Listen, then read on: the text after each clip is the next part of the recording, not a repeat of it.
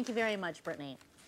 Well, you know, a lot of us are familiar with the social awkwardness of not having a significant other this time of year. We've all been through it. Talking about holiday parties and other events like New Year's Eve. Question is, how do you handle the holidays as a single?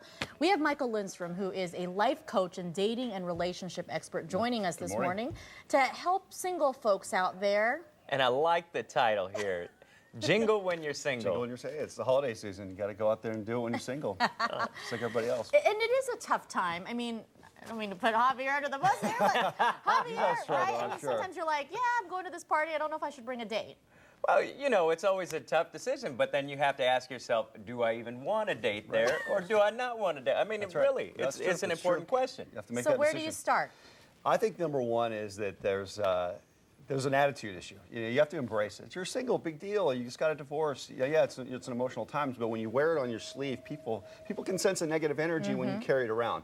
So, you know, we teach people to act as if. Just go out there and act as if you're having a good time, put a smile on your face, how you carry yourself, and people pick up on that. So embrace being single. Now, this day and age, internet dating, a lot of that stuff, how do people, I guess, prepare themselves for the holidays during internet dating time? You know, I think one of the biggest strategies I like to teach during this time is what I call the FOF strategy, friends of friends. You know, use social media to your advantage. You can go on there and go on Facebook and see who your friends are connected to. You can go on Twitter and see, you know, who's out there and who might be in the same situation. You'd be surprised, for every person that's single, there's another married couple out there that's not happy. So there's a lot of single people just like you. If you want to go out there and have fun, you just got to get out there and make it happen with your friends. And I think it's important for folks to remember, don't be ashamed. It's okay. There's a lot of single people. Before we get married, we're still single. Especially here in this town. You got to go and Before we get good observation. Before we get married, we're single. And getting those single people together and going out and having fun. We teach this one strategy called the magnet strategy. You get 4 or 5 friends that are in the same situation. Go out to a fun place and you just go out there. You look great. You look sexy. You look fun. You smile and you just go out there and you watch what happens. You see the whole energy start to go to that group. So it's all about how you carry yourself, not just by yourself, but with the group. Javier knows what that feels like. Now, for those on possibly a first date or maybe your first 2 dates and stuff, a big event like New Year's Eve, do you take them? Do you not take them? You know, that's a tough call. I always say go with your gut. You know, your gut's going to tell you the right answer. I don't think there's a carte blanche rule on that, but I think the more that you have a mindset of, you know, is this going to be the person I'm going to be with for the next year? If that's not the attitude and you just want to go have fun, then by all means.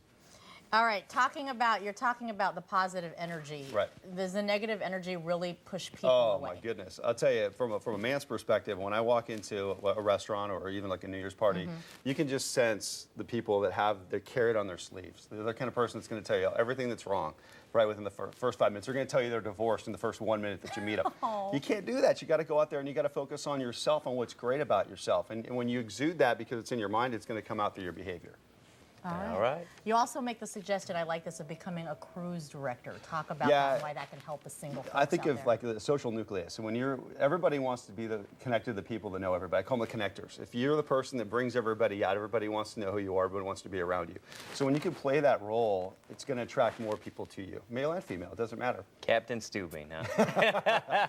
Captain Javier. I was going to say, being the life of the party, Javier knows about that. I've seen people do it. I've seen people. You heard. Well, he definitely doesn't need advice on being single because he's embracing it and enjoys it. I know that. Thanks, Tess. I'm saying it in a good way. Throw my business all out in the street. Thanks, Tess. So, Mike, that's what you do. You help folks out there, That's whether it's being single, being in a relationship. That's what you do. Think of it this way. Have you ever seen the movie Hitch? You know, Yes. That's what people, and I maintain a confidential You're Will relationship. Smith? Yeah, I mean, people call me up and I literally show them how to do it. Male and female. I take them out on Friday or Saturday nights and I go to functions with them.